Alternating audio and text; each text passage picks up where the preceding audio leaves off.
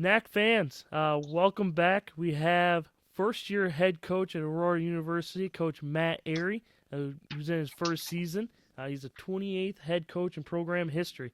He comes all the way from the West Coast, former associate head coach at Whitman College from 2008 to 2019.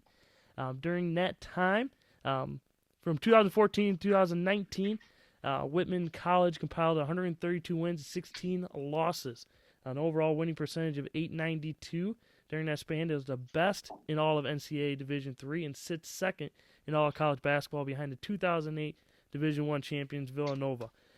Among his strategic responsibilities with the team has been Whitman's high-speed fast break. He's assisted in establishing the Blues' high-speed offense as one of the most potent in the nation, peaking in the 2017-2018 with an average of just under 98 points.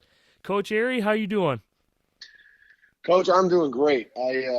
First I just want to thank you for doing this. I know it's a passion project for you, but Division III basketball runs on the passions of people that are committed to the student athletes and the game. So this is just another additional along the lines of Hoopsville and everything D3 Hoops does. It's awesome to have you doing this and helping bring some attention and some deserved respect to the NAC. I appreciate it, Coach, and a lot of it has to do with great coaches in the conference who sometimes weren't too kind to me when I was coaching, but they've been great through this, and I like the NAC. I've been a part of it for 11 years, and I still want to be around because I think there's great players and there's great coaches in there. So No, I agree. jumping right into it, Coach. How does it feel to be a head coach? Uh, Suddenly there's like 4 less hours every day. It's been awesome though to be honest. I had the chance to have some great mentors. I worked for a very successful junior college coach right when I got out of college in the Seattle area named Jeremy Eggers, who really dropped me in the meat grinder a little bit and let me have my hands on everything we were doing, at least at the JUCO level. And for the last 11 years to be with Eric Bridgeland at Whitman, who's been a national coach of the year and is just a master teacher and mentor of young men and leaders. I got a chance to sit back and really learn and draw from two really fantastic coaches. And so to have the chance to take my own stab at it and I put my own in my own way, I guess, with my own flavor, has been awesome. But to be honest with you, I feel like I'm really just channeling those guys in a lot of ways and the things I learned from them. And there's certainly more to do and more, I would say, more pressure in a sense as a head coach. But I've gotten so much support from everybody at Aurora. I think the whole conference knows our lead assistant coach, Tyler Jones. And you couldn't ask for someone better to help get you acclimated as a first-year head coach. I mean, so we really have two head coaches in our program in that sense. And so he's been a dream and made it easy for me to make that transition. And it is nice having Coach Jones around, I'm sure. Former head coach at Concordia, Chicago. So he's been around the league for a while. He's a head coach in the NAC for a long time. You got Ricky Hampton on your staff as well. Coach. You got Coach Hampton there. He's been around the NAC the last couple of years as well as an assistant at Concordia, Chicago. So, you got a lot of different people there to help you around. What was the biggest draw to Aurora University? Not being from the Midwest. What drew you to this opportunity? For one thing, I don't know of many schools that have been gone 26 years without having a losing season. I mean, that's pretty incredible, and it speaks volumes about the coaches that have been here. Coach Lancaster for years and years and years. Obviously, Coach Robinson after him, and the success they had. So anybody that is competitive would love the opportunity to come to a place with demonstrated success and that values winning and values the success of student athletes. To be honest with you, one of the things that really drew me, I'm passionate about helping student athletes get to where they aspire to be. And I think, my experience, the more competitive of a program we can create and the higher quality of competitive national level experiences we can help them to enjoy. That informs their education and helps set them apart when it does come time to get a job or go to graduate school, or take whatever, or play professionally, take whatever the next step might be. But not every place is dialed into that. Some want to win for the wrong reasons. Others say they want to win, but really only pay it lip service when push comes to shove and it's time to really get serious about it. And I have a friend who's an Aurora alum who I met about really only about a year and a half ago. A guy named Airy, who was only Aurora for 1 year with Coach Lancaster. But when I first met him, he couldn't stop talking about Aurora and the relationships he made and his experience with the institution and how great it was for him and how much he loved the basketball experience. And he's ridiculously successful in the business world. And so that really struck a chord with me because it lined up a lot with what the mission had been at Whitman, which was not only to try to win basketball games, but to try to do it for the right reasons, being that it helped guys grow and mature and separate themselves for later in life.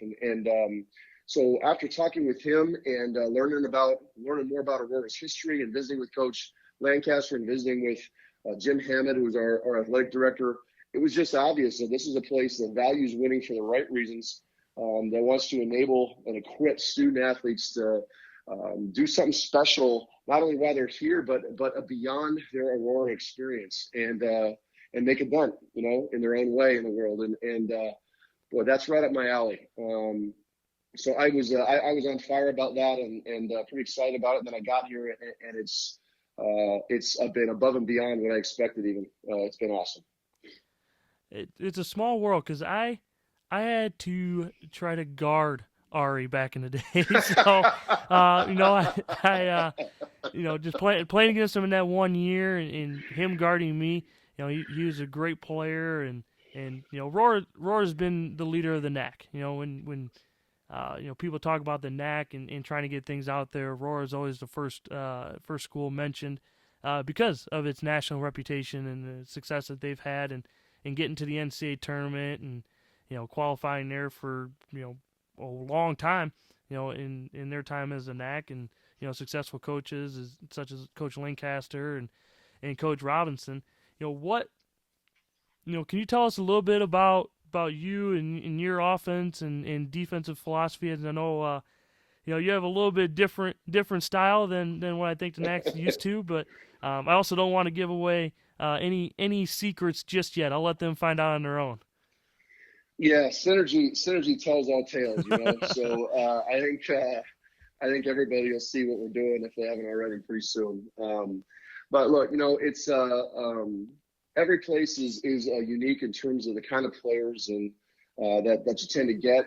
Schools seem to have kind of niches. You look at a lot of the CCIW, for example, and you just see. I mean, they look like Division I teams with their size. I mean, they're huge, and we played a number of those teams when I was at Whitman, and to try to go toe to toe with those guys, on the block, even with the success we had out there, we couldn't get those types of players, So some places you can really dial in and get some big, strong power players, and others you're looking to be a little bit more athletic and versatile, and that's definitely where we fall in. That was something that Coach Lancaster has mentioned to me, as well as others. How athletic Aurora have been in the past, and the players that we can get here, and the things they can do with space, as opposed to throwing it into the block and having them try to play a power game. And so everything we do is designed to take advantage of that. We want to play fast. We pressure and disrupt. We try to be pretty interchangeable in our schemes, and really try to play checkers more than chess. That's something we talk about a lot around here. Not trying to overcomplicate the game, trying to let players play, but also have the simple structure and then attention to detail to where we're being precise. We're not trying to run complex sets with 25 or 30 different options or counters, if that makes sense. Definitely is, and I know you guys kick off this Thursday against UW Eau Claire, and I would imagine that your guys' game film is going to be the most popularly watched on Thursday by every NAC institution, and I'm gonna guess, and I'm gonna throw it out there, that has to do with what you guys do defensively. Yeah, it's different, you know.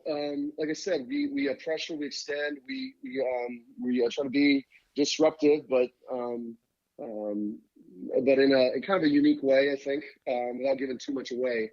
But you know, that's the beautiful thing about being in a great conference like the NAC. I mean, there are master coaches here. I mean, you look at Coach Blankenberg over at Benedictine, and we have a great rivalry there that I'm learning about between Aurora and Benedictine. But there's no, you know, you can't downplay Coach Buckenberg's success there and his ability to adapt and coach his guys up. And I'm getting to know the rest of the conference more, but you know, it's everybody, you know, by usually January, if not by mid-December, everybody pretty well knows what everybody else is doing most of the time, at least in my experience. And so I'm sure people will be taking a look early, but you know, they'll have adjustments and they'll challenge us. And I'm expecting, you know, from the bit I've seen of the other NAC teams so far, I'm expecting this year to be just a dogfight. There's some really, really good teams and really good coaches out there.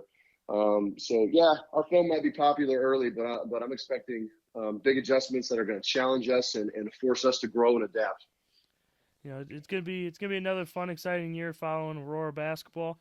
You know, you guys returned first team all conference player in Bailey Vance, who averaged just under 15 points and 7 rebounds for you guys last year. You know, who else is going to be? Who else can we expect to be key contributors for the Spartans this year? Well, Bailey Vance is a special player, you know, and I'm excited because I think in this style of play, he's really getting an option to show so much of what he can do. I had no idea of how talented a player he is until getting a chance to really work with him here in the last couple of weeks. But I mean, he can obviously score, rebound, defend. He's got an incredible sense for the game, an incredible feel. He listens. He absorbs things. So he's a special one. I'm very, very excited to and really just absurdly fortunate to have the chance to coach him. And then, you know, we've got a bunch of other guys that some of whom were waiting in the wings last year for bigger roles. You know, whether that's Justin Wierzak, Jarek Hotwagner, Garrett Hoffman, some of these guys that have been in the mix that are returners, and I'm not mentioning all of them because there's too many.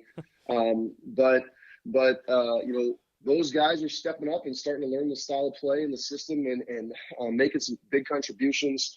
We also have some new guys, some guards. We've got a great freshman, Shamar Pumphrey out of Lindblom. Again, just that's a Tyler Jones special. You know, a master recruiter who dialed up a very, very talented freshman who I think has a chance to be one of the best freshmen in the NAC and make a dent. He's been in the mix early with us, dynamic and competitive.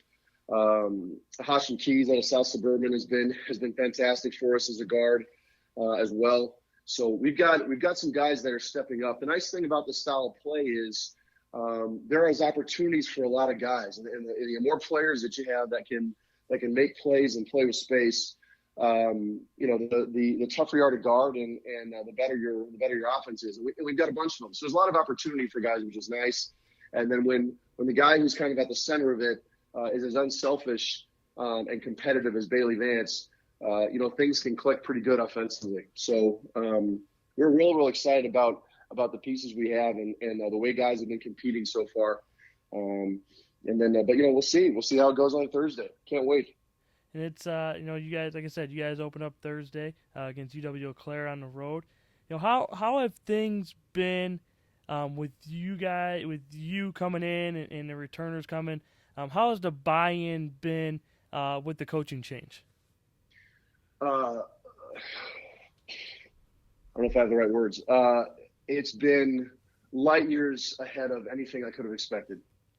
You know, this is a place, Aurora is a place that's won. This is a team that went to the NCAA tournament last year. And these guys did that playing a certain kind of way. And it's one thing when you're coming in as a new coach and, you know, you're trying to build a program. That was our situation at Whitman. You know, they were 5-20 before we got there. This is a place that hasn't lost since, I think it's 92 was the last time there was a losing season at Aurora.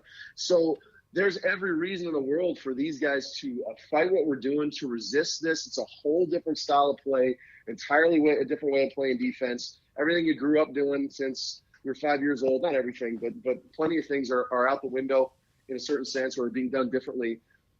So who could blame any of these guys for putting up resistance? And it's been exactly the opposite. We've had phenomenal practices. Guys are picking things up quickly. They're coaching each other. They've had a tremendous amount of energy. You know, we just had a exhibition game against Robert Morris where we couldn't throw the ball in the ocean, and we were down 26 in the second half early, and finished the game on a 32-8 run, and got it to 2, and we're right there. And that was everything to do with it. We didn't change schemes.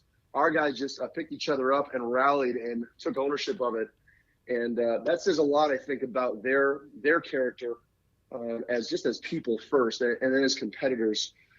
They've been unreal. I could never have expected them to be this open and embrace this kind of challenge this well. So I think, you know, we're an 11 out of 10 in that category in terms of their buy-in to this point. And that's got to make things easier for you, you know, where you can just sit down and you and your staff can just coach X's and O's in player development and not have to worry about, you know, is this guy going to buy in today, or what are we going to get from, what kind of resistance are we going to get? When you can just focus on basketball, it just makes things a lot easier. Absolutely, and that's also one of the bonuses of having Coach Jones and Coach Hampton here. You know, these are guys that are seasoned. They know know the MAC. They've coached. You know, Coach Hampton's coached as the head JV coach at CUC, so he's had to run a team before. Coach Jones' experience speaks for itself. You know, and they've had to learn too, because it's so different. You know what we're doing, and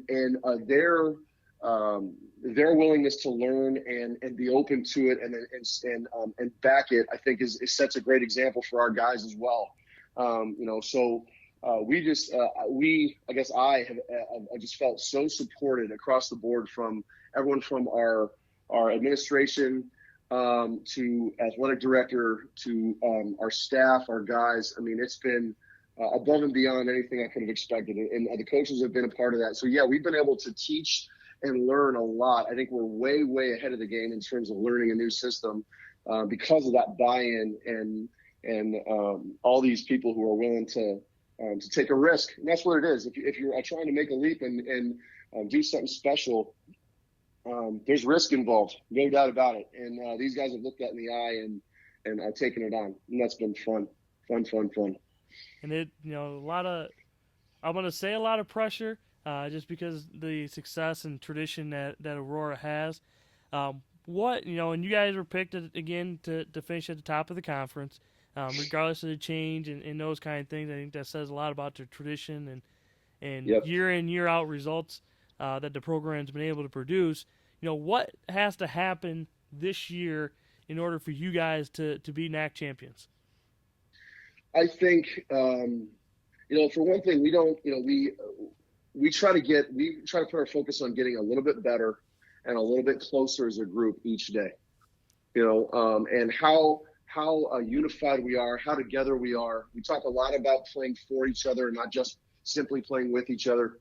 You know, I think that quality is going to tell the story of our season. To this point, these guys have been like brothers. It's been awesome. And they've really rallied together. We've challenged them at times, and they've just come right back and just pushed the bar up that much higher. If we continue to do that, I love our chances. You know, we can't control every break. We can't control, you know, winning and losing, unfortunately, isn't in anybody's direct control. Neither is making shots. Neither are officials. You know, there's so many things that are out of our control. We can control how together we are. We can control how focused we are. We can control how hard we play. We can control, you know, the purpose that we have out there playing for each other rather than worrying about a stat line. And these guys have been fantastic along those lines to this point. So if that continues, boy, I like our chances. You know, I do. I like our chances. Having said that, we're going to be validated by the quality of our journey and our work together, rather than saying we have to do this and that. We've got high goals, man. We're shooting for the stars and setting our sights high. We know where we're going, but we're focused on each step every day right now. And if we continue to do that and take the best step we can day by day, I think we're going to be very, very happy with the season we have. You know, I had the opportunity to come by and watch you guys practice early in the season. And the biggest thing that I took away was just the energy that the guys had throughout the whole program. I had an Yep. opportunity to be around the varsity guys and your developmental team early. Also saw the developmental team again this past weekend, Hmm. but had a chance to see where, like you were talking about, everybody was supporting everybody. There's a ton of energy. Guys are picking each other up, and I think there's some small things. Again, this is just an outsider that I've seen that you and your staff really try to emphasize. And one of the biggest things is when you guys huddle, whether it's for a Hmm. timeout or talking in between drills or before and after practice, you guys are interlocked. You guys are a tight knit group. Arms on each other's shoulders. Do you think that plays a factor into how close guys get and make that really close knit team and unit? Absolutely, and we talk about that. I'm really glad you noticed that because it means we're doing something right. That's a big one for us. The best teams out there, they touch each other. In the sense of pulling each other together, arms around each other.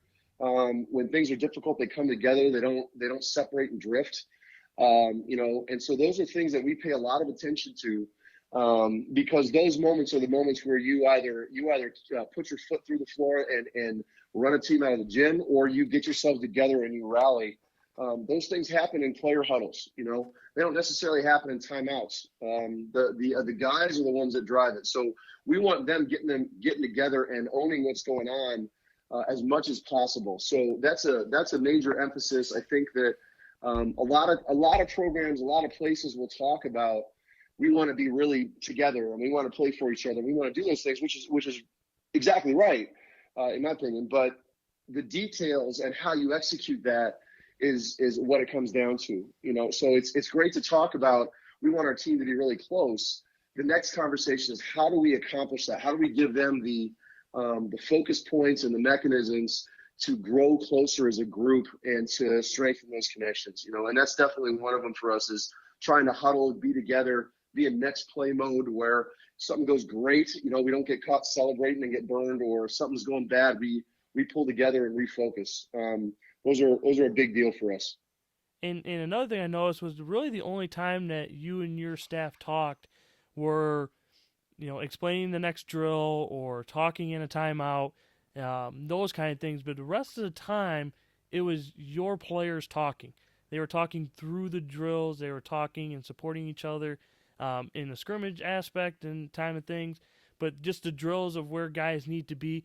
And to me, again, I saw you guys early in the season where they're learning, your drills and what your expectations are and your terminology.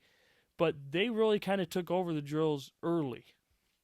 Yeah, it's we want it to be theirs. I don't. And we as a staff try not to talk in terms of I and me and my very much. We want the program to belong to the players because they're going to make the plays. You can, I definitely don't profess to be a X and O's wizard by any means, but you can dial up the greatest play ever conceived, and if your guys don't own it, it's not going to work, or it's not going to get done what you probably want it to.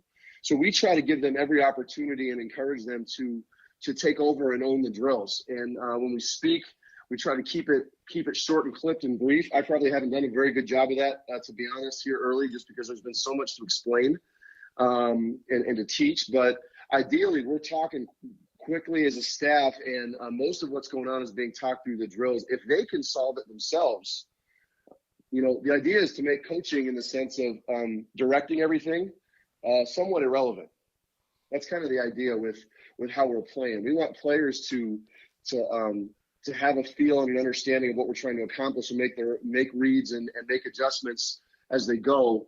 And then have us as guides there to nudge things along, or sub guys in and out or whatever. But I've got no desire to be a master tactician. I would much rather try to do everything I can to help us cultivate a strong leadership culture, and then hand it over to those guys and let them run with it. And I can tell you that's a lot of what's made Whitman successful, in my opinion, is the strength of leadership and culture there and the ownership that those guys have, they're very hard. I mean, it's very hard to make them blink, and we're starting to build that here. It's a lot of fun, but that doesn't get done because of a charismatic coach. That gets done because of guys that have bought in and taken ownership. And so we try to have that be the case in every drill every day as much as possible. And that's a lot of good information there for anybody that wants to get into coaching and being a head coach. There's always different ways to do things. Everybody has their own philosophies, but like you mentioned before, at the end of the day, the players are the ones that got to get it done, and the ones that have the more confidence from their coaches, I feel like end up being successful in the long run. Yeah, I think so. And again, like you said, there's more than one way to do it. And I don't profess to say, or like, I don't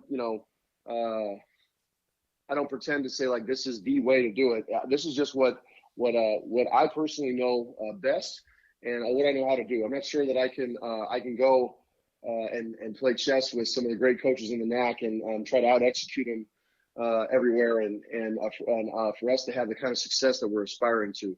But I think our guys are capable of taking things over and doing some special things. So we're trying to empower them as much as we can along those lines. All right, now you got to be honest, Coach. All right. First, Maybe. first game as a head coach on Thursday.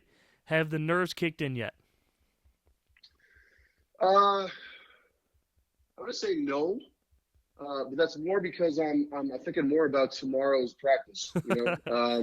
Now we're preparing and we're doing our due diligence. Eau Claire's, everybody knows the WEAC and how ridiculously strong that conference is. So, that's going to be a battle to try to go on the road out there and get a win is a tall order for just about anybody. So we're very much preparing for them. But along those lines, I'm trying to stay focused on what's, just like we talk about with our players, staying focused on what's the next step right in front of us. And right now that's tomorrow evening's practice. Trying to make some adjustments and prepare for a very good Eau Claire team who got a big win this last weekend, but keeping our preparation in the day to day. If you call me back at 6:50 on Thursday, one, I'm not going to answer, but two, you can be sure that yeah, I'll be sitting there fluttering around trying to figure out. The hardest part is I don't know what to do with my hands. I'm used to holding a clipboard. So I just don't know.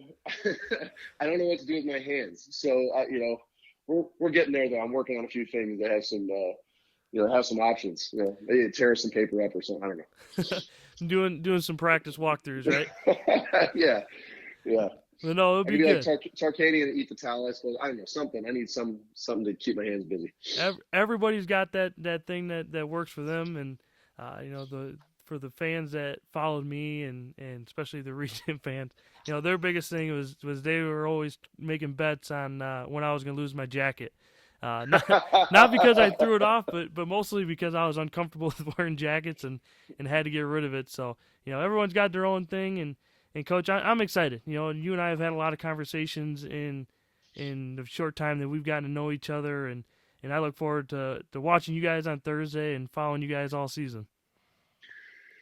Well, thanks, Coach. And I like I said, I really appreciate the opportunity to talk with you and the opportunity to be in a great conference. I've been so impressed by the quality of players and coaches in the NAC. Like you look at Benedictine goes and gets a huge win against St. Norbert. MSOE's got 2 monster wins. I watched IIT play Governor State a week and a half ago, and I really mopped the floor with them. I mean, they're a monster team. I mean, there's some really, really strong teams in the NAC, and you don't know. I'm coming out of small town Washington State. I have no idea what I'm getting into, and it's just obvious. Like watching film, watching these teams and these coaches, this is a fantastic conference, and so I just feel so thankful to be a part of it.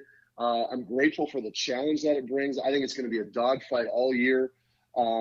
And I'm just thrilled to have a chance to be here and try to make an impact with our guys and this high level of competition, both on the floor and on the sidelines. So thanks again for including me in this and for your support as I've been trying to make the transition out here. It's like so many others, you've just been awesome in helping me get acclimated. So I look forward to talking with you more and and following NAC basketball all year. Well, I appreciate it, Coach, and I got a feeling this won't be the last conversation we have on here because I think we'll be talking all throughout the season. But it is going to be fun. It's going to be fun to watch you guys. It's going to be different watching you guys moving forward. But it is. The NAC is a dogfight, and it's been that way. At least since I've been a part of it. The last 11 years, there's no easy wins. Anytime you can get a road win against anybody, it's huge.